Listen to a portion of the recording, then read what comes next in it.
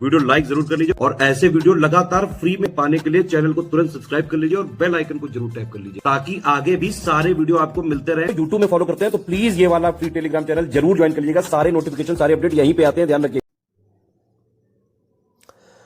नमस्कार साथियों, स्वागत है आप सभी का स्टडी फॉर सिविल सर्विसेज में। आज हम बात करेंगे सौर मंडल में अंतिम ग्रहों की, जिनके नाम है साथियों, यहाँ पर आप देख लो, जिनके नाम है अरुण, वरुण और प्लूटो। हालांकि मैं आपको बता दूं कि प्लूटो अब कोई ग्रह नहीं है, ये क्षुद्र ग्रह है, एक बौना ग्रह है, ठीक है, एक डवार्फ प्लैनेट है, ध्यान रखना, क्षुद्र ग्रह नहीं है, बेसिकली एक बौना ग्रह है, ठीक है। तो आज बात होगी जो हमारे सौर मंडल के बिल्कुल अंत में जो ग्रह हैं उनके बारे में। चलिए, पहला पॉइंट है अरुण यानी यूरेनस, सूर्य से दूरी के अनुसार 7वां तथा ग्रहों के आकार की दृष्टि से तीसरा सबसे बड़ा ग्रह है, ध्यान रखना है ना। ग्रहों के आकार अगर आप देखोगे तो सबसे बड़ा बृहस्पति, फिर शनि और फिर अरुण। खोज जो है 1781 में विलियम हर्शले नामक वैज्ञानिक द्वारा की गई थी। अरुण ग्रह का जो झुकाव है यह 97 डिग्री 7 मिनट है ना, जो काफ़ी ज़्यादा है। 97 जो है डिग्री और 7 मिनट इसका झुकाव है। इस वजह से इसको हम लोग क्या कहते हैं, लेटा हुआ ग्रह भी कहते हैं, ध्यान रखना। उपग्रहों की बात करें कि अरुण के कितने उपग्रह हैं तो 27 हैं, और जैसे शनि के चारों ओर छल्ले हैं वैसे अरुण के चारों ओर भी छल्ले पाए जाते हैं, ठीक है। आगे बात करते हैं जरा वरुण ग्रह की, ठीक है, यानी नेपच्यून की। तो नेपच्यून की खोज किसने की है साथियों, देख लो जरा। नेपच्यून की खोज की है जोहान गाले ने, ऊपर वाला पॉइंट, ठीक है, ये वाला। कब किया, 1846 में। बस देख लो किसने की है, ज़्यादा कुछ नहीं, ये हिस्ट्री का क्वेश्चन नहीं है जो आपसे सन पूछे। वरुण ग्रह के वायुमंडल में नाइट्रोजन, हीलियम, मीथेन तथा अमोनिया विद्यमान है। इसके 14 उपग्रह हैं, है ना, जिनमें ट्रिटॉन और मैरिड जो है प्रमुख हैं। प्लूटो ग्रह को ग्रहों की श्रेणी से हटाए जाने के बाद 2006 में हमने प्लूटो को ग्रह की श्रेणी से हटा दिया। अब वरुण ही सौरमंडल का सबसे दूर ग्रह है, यानी इससे पहले जब यम था, जब प्लूटो हुआ करता था तो ये खिताब प्लूटो के पास था, बट अब जो है ऐसा नहीं है, अब ये चीज़ बदल चुकी है। अब आपसे पूछेगा सौरमंडल का सबसे दूरी पर स्थित ग्रह कौन है, तो आप बताओगे वरुण, ठीक है। प्लूटो सभी सौरमंडलीय पिंडों में सर्वाधिक दूरी पर है, यह हमें यहाँ बताया जा रहा है। प्लूटो की खोज जो है 1930 में क्लाइड टम्बैग ने की थी। इसे सौरमंडल का 9वां तथा सबसे छोटा ग्रह माना गया था, परंतु 14 से 25 अगस्त 2006 को प्राग में संपन्न अंतर्राष्ट्रीय खगोलीय संघ की 26वीं महासभा की बैठक में प्लूटो को ग्रहों की श्रेणी से हटाकर बौने ग्रह की श्रेणी में डाल दिया। क्यों डाल दिया, क्योंकि प्लूटो जो है वरुण की कक्षा से ओवरलैप करता है। मतलब इसका मतलब क्या है समझ लो, देखो इसका मतलब है ये कि जैसे कोई भी ग्रह है, उस ग्रह का अपना एक रोटेशन पाथ है, जैसे हो गया सूर्य, और सूर्य के चारों ओर जैसे ये चक्कर लगा रही है पृथ्वी। अब पृथ्वी का अपना स्पेसिफिक रोटेशन पाथ है। पृथ्वी अपने पड़ोसी ग्रह जैसे मंगल हो गया, इधर शुक्र है, है ना, ये शुक्र है, इधर मंगल हो गया, तो इनके साथ इनकी जो रोटेशन पाथ है इनको कभी भी क्रॉस नहीं करती है ना, सबका अपना स्पेसिफिक पाथ है। बट यम के साथ ऐसा नहीं है। यम क्या करता है, जैसे यम जो है अपने पड़ोसी ग्रह, जैसे अगर मैं यहाँ बनाऊँ, जैसे हमने मान लिया ये हमारा वरुण और ये है यम, है ना। तो अब वरुण तो ऐसे घूम रहा है, लेकिन यम क्या करता है, यम घूमते हुए इसकी कक्षा में एंटर कर जाता है और फिर से जो है इस तरीके से घूमते हुए अब वापस आएगा। यानी ये क्या कर रहा है, अपने पड़ोसी ग्रह जो नेपच्यून है ना, उसकी कक्षा में ओवरलैप करता है। इसी वजह से वैज्ञानिकों ने तय किया कि इसको ग्रहों की श्रेणी से कर दिया जाए बाहर। तो अब ये ग्रह नहीं है, ध्यान रखिएगा, इंपॉर्टेंट बात है। और जानकारी क्या है, प्लूटो के 5 उपग्रह हैं, ठीक है, जिनके नाम है चेरॉन, स्टिक्स, निक्स और हाइड्रा वाइड्रा, इस तरीके से हैं, ठीक है। चारोन प्लूटो का सबसे बड़ा उपग्रह है, इसको देख लेना, ज़्यादा कुछ नहीं है। अब बात करेंगे थोड़ा चंद्रमा के बारे में, जो धरती का हमारा सैटेलाइट है, इसके बारे में चर्चा होगी। अब चंद्रमा धरती से कितना दूर है, पहले तो यही पॉइंट आपको पता होना चाहिए। तो ये है 3,84,365, या फिर हम नॉर्मली बोल सकते हैं 3,84,400 किलोमीटर। सबसे ज़्यादा दूरी पर कब होता है, तो सबसे ज़्यादा दूरी होती है इसकी 4,06,000 किलोमीटर की।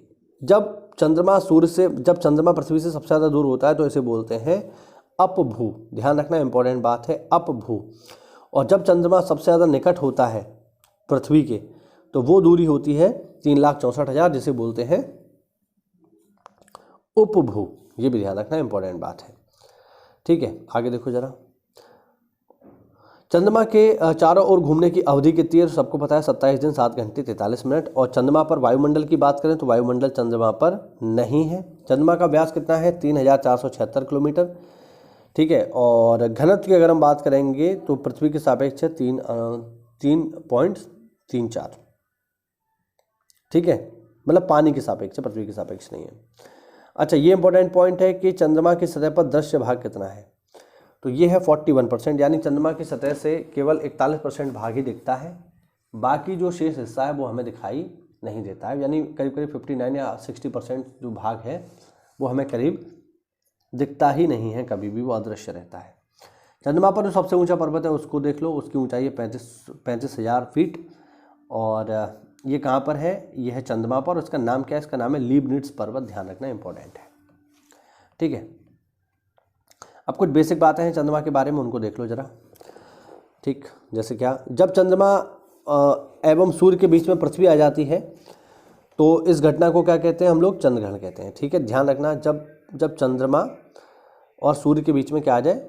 पृथ्वी आ जाए, तो इसे कहा जाता है साथियों चंद्र ग्रहण।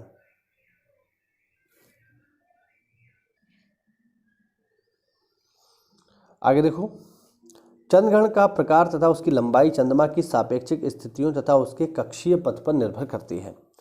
चंद्रग्रहण हमेशा कब होगा? पूर्णिमा को होगा। ध्यान रखना, इंपॉर्टेंट बात है। अर्ध चंद्रग्रहण के समय पृथ्वी के संदर्भ में सूर्य तथा चंद्रमा की स्थिति समकोणिक होती है, 90 डिग्री पर होती है। चंद्रमा अपने दीर्घवृत्ताकार कक्ष के सहारे पृथ्वी की परिक्रमा करता है। जब पृथ्वी के निकटतम स्थिति होता है तो उसे चंद्रमा की उपभू स्थिति कहते हैं। ठीक है, जिसके कारण उच्च ज्वार उत्पन्न होते हैं। चंद्रमा पास होगा तो चंद्रमा की ग्रेविटी है, चंद्रमा की ग्रेविटी सभी चीज़ों को अपनी ओर खींचेगी, अपनी ओर खींचेगी तो भैया ऑब्वियस बात है, धरती पर सबसे ज़्यादा क्या है? पानी है, पानी भी खींचेगा, पानी खींचेगा तो फिर हम बोलेंगे आ गया ज्वार, तो ज्वार आएगा। ठीक है ना, जो सामान्य ज्वार से 15 से 20% बड़ा होता है। इसके विपरीत जब चंद्रमा पृथ्वी से सर्वाधिक दूरी पर होता है तो उस समय अपभू की स्थिति होती है। इस समय चंद्रमा का बल न्यूनतम होता है, जिसके कारण लघु ज्वार आता है, जो कि नॉर्मल ज्वार से 20% छोटा होता है। बेसिक बात है। आगे देखो, ब्लड मून। ब्लड मून ऐसी घटना है जब चंद्रमा की पूर्ण छाया पड़ती है सूर्य के ऊपर, तब पूर्ण चंद्रग्रहण होता है ना। मतलब ब्लड मून बेसिकली क्या है? जब पृथ्वी चंद्रमा पर पूरी छाया डालती है, यानी इस तरीके से आप समझो इसको। जैसे चंद्रग्रहण कब होगा? ये हमारा सन, यह आ गई हमारी अर्थ और ये आ गया हमारा मून। तो ये वाली जब स्थिति होगी, ठीक है, तब हम इसे बोलेंगे क्या? ये है साहब ब्लड मून। ऐसी स्थिति में जो है पूरी की पूरी छाया जो है धरती की छाया पड़ेगी किसके ऊपर? चंद्रमा के ऊपर पड़ेगी और ये हो जाएगा ब्लड मून। वही तो कह रहा है, जब पृथ्वी चंद्रमा पर पूर्ण छाया डालती है तब पूर्ण चंद्रग्रहण की स्थिति उत्पन्न होती है। इसमें चंद्रमा का रंग लाल हो जाता है, इसे ही ब्लड मून कहते हैं।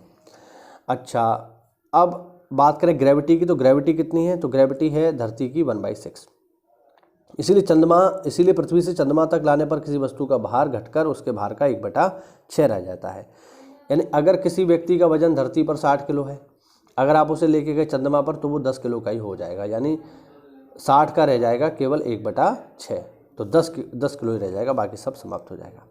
और लास्ट पॉइंट देख लो इसमें, चंद्रमा पर काले धब्बे वाले क्षेत्र को सी ऑफ ट्रैंक्विलिटी या फिर शांति सागर कहते हैं। ठीक है, ये हुआ आज का हमारा टॉपिक। तो आज के लिए इतना ही, और एक छोटा सा वीडियो था जिसमें आपको जानकारी दी गई। साथियों, अगर आप हमसे जुड़ना चाहते हैं या हमारे किसी भी पेड ग्रुप को लेना चाहते हैं तो इन दिए गए नंबर्स पे कॉल करिए, यहाँ पर आपको सारी जानकारी दे दी जाएगी। मिलते हैं अगली क्लास में, तब तक के लिए जय हिंद, जय भारत, वंदे मातरम।